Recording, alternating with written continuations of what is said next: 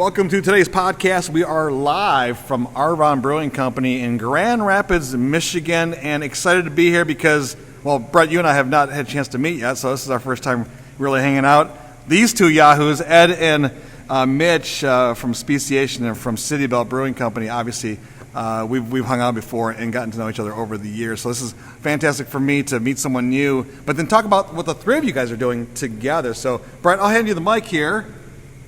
Why don't you tell everyone a little bit about Arvon before we talk about the collaboration and what you guys have planned for Friday? Yeah, absolutely. Well, thank you first and foremost for you guys coming out. We're really excited about Friday. So Arvon Brewing Co., we started out as a distribution-only brewery in 2017. That's when we sold our first beer. And we've kind of evolved since then. We opened this tap room here in February of 2020.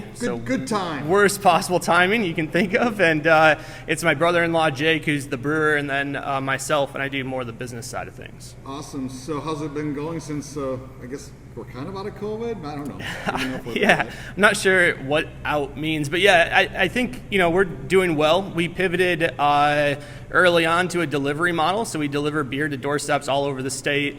We went back into retail and distribution, and so it's been good. It's also been good to see the tap room filling up, so that's always a nice change from an empty tap room to it filling up. So it's been good. Grand Rapids is welcomed us with open arms, as Mitch's new location, I'm sure, as well, and so we couldn't be more excited about it and where we're at and what the future holds. Yeah, we talk about location, right? And yeah. You know the transition from in Comstock Park to where you're at now in kind of the East Hills area, right? Yeah, we're on Wealthy Street now. It's funny because we have pretty similar trajectory. Speciation has a very similar trajectory to Arvon. We also opened in 2017 just as a one day a month, come pick up your beer situation. And then we added a tap room on later, and then we moved to Grand Rapids later. So, yeah, and we have similar styled tap rooms, too, I feel like. So, yeah, because your place has a place where you can come inside, right? And then go outside. Yep. And it's on Wealthy Street as opposed to, some warehouse district in Comstock Park. So don't knock Comstock Park. No, it's great. It was in the middle of a bunch of manufacturing. And so I got you. Now we're on a real street with real people walking by, and we have walk-ins. Well, speaking about real street and real people, I know when we go to your place, I mean, you might get someone kickboxing right in your face as you walk by, right? We do have a busy neighborhood. It was not always like that. It wasn't. When we first moved in, it was quiet. Tell people where you're at, by the way. So we're at 820 Monroe. We're just north of the 6th Street Bridge and Embassy Suites Hotel. We've been there for just about 4 years and 6 months. Yeah. COVID was, a good problem to have to solve. I think it made us better, and it's been, we just ordered a bunch of tanks, so we're excited about what's coming. Well, I love what you've done because you were able to literally knock out the competition. There was a big tap sports lounge that came in. They're gone. Yeah, I don't know that we had anything to do with that.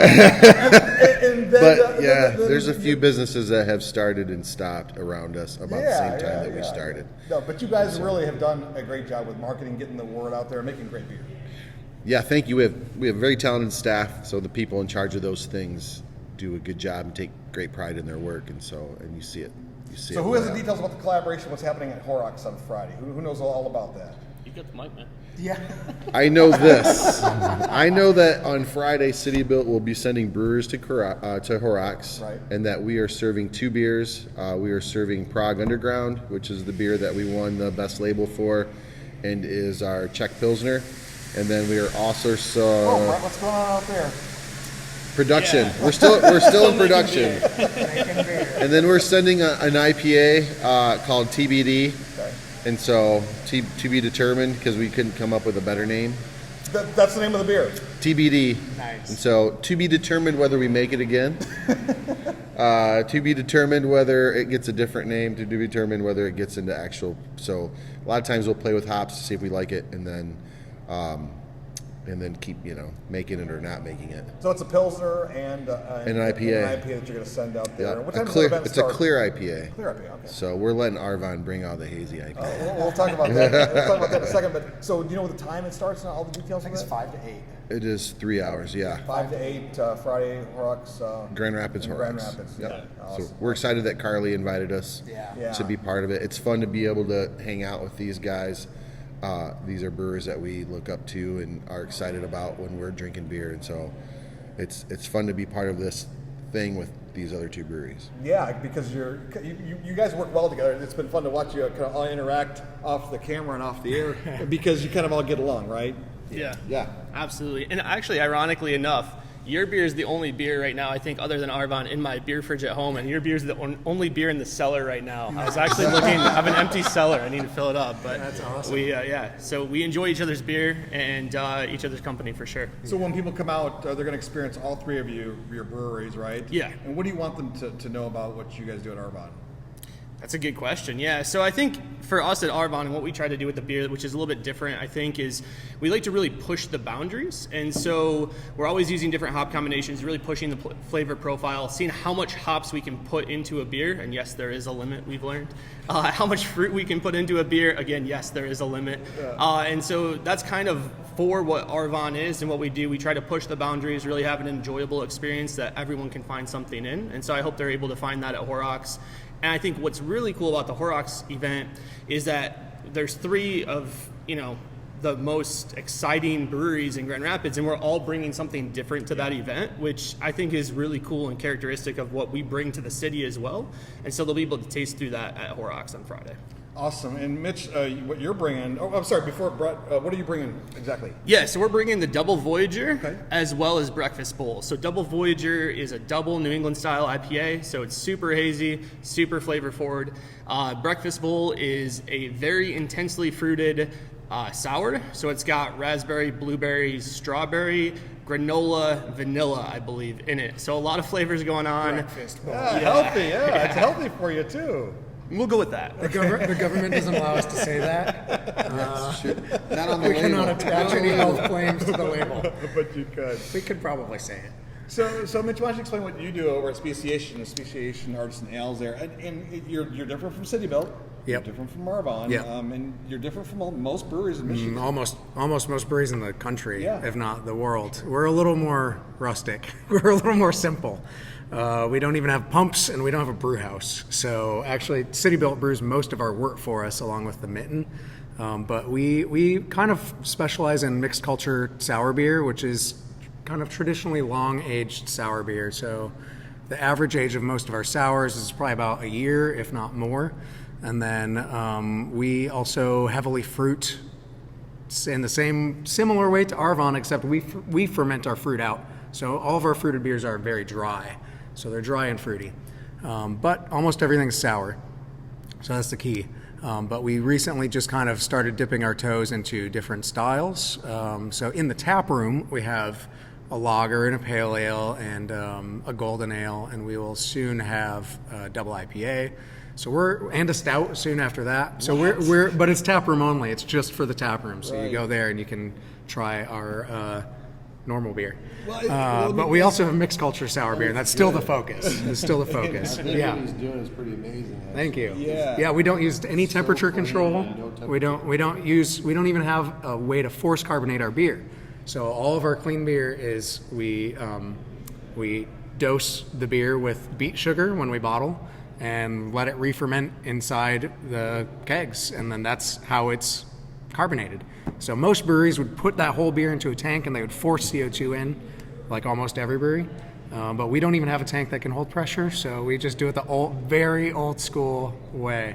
I'm not going to say it's better, but it's a way that works for us, and it's fun if nothing else. But Well, let me ask you this question: did you offer the normal beers because people were asking for them? I mean, let's just be honest here. People all over the country come to Speciation, Yeah. right? I mean, you're well known in the industry for what you're doing, Yeah. because not everyone's doing it.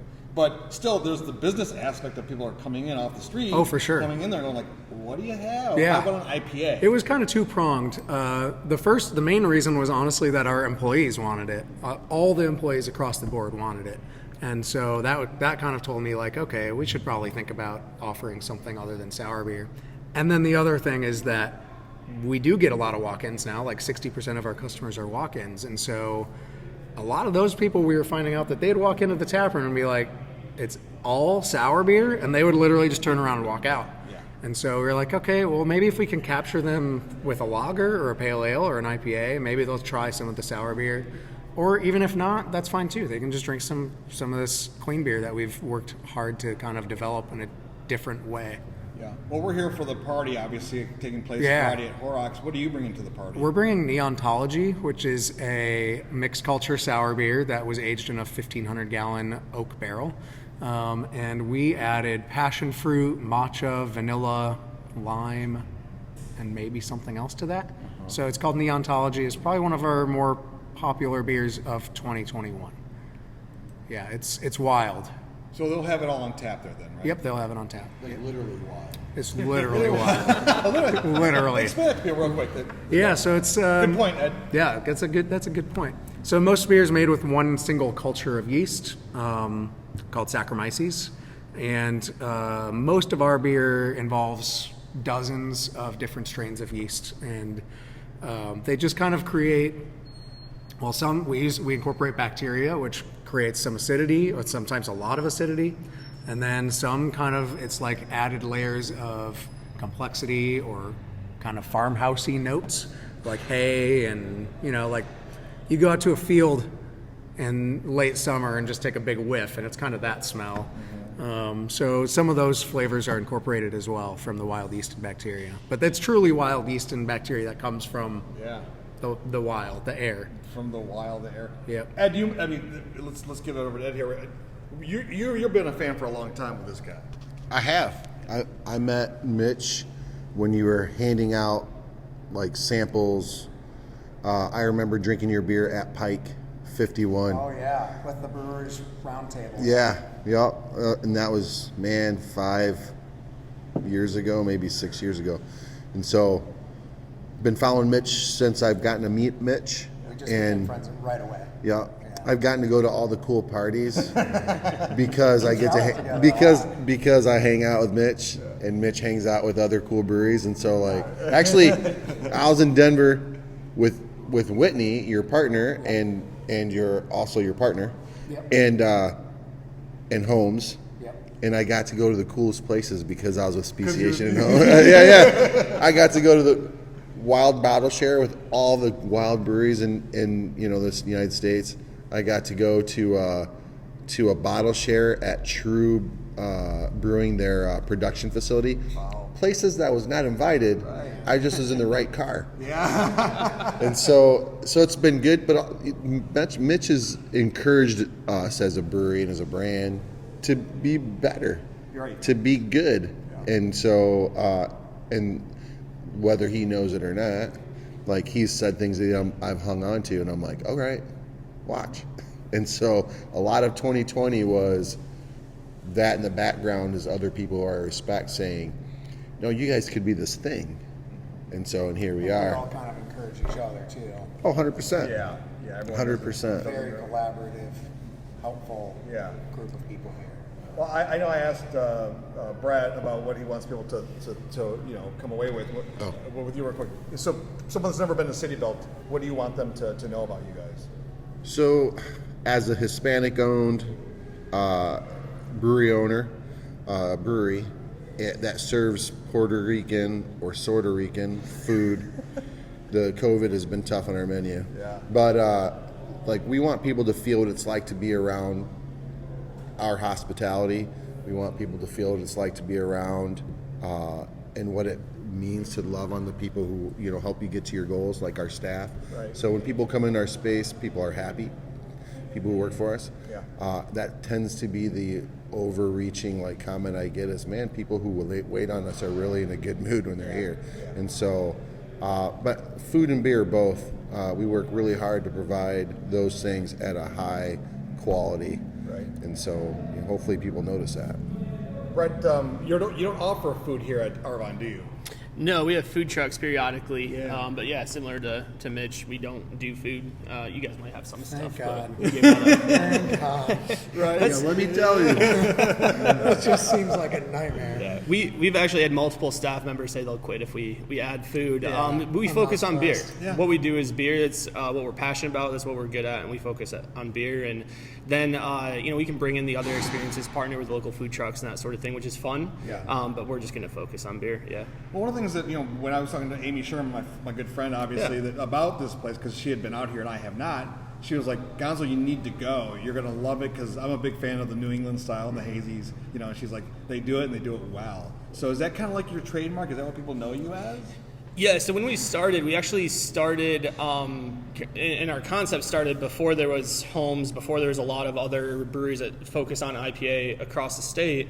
And our idea was And by Holmes, you mean the brewery in the area? Holmes, yeah, absolutely. And it was before Old Nation, right? Like a lot of these folks weren't doing New England's when we kind of conceptualized this in 2016. And so I was living in upstate New York. I was getting all of the East Coast stuff, right? So I was going up to the Alchemist that was in kind of my sales territory at the time. I was going to Boston, and I was like, man, when I come back home, I want more IPA, right? There's Midwest IPA, which is great, and Two Heart and some of those things, but I wanted more variety. I wanted West Coast, I wanted hazies, and so we actually set out to be an IPA brewery primarily, and that's kind of where we started. And so we were doing kind of the spectrum of IPAs, so West Coast, hazy, everything along there. And actually, if you look at some of the beers we still do, it's quite diverse.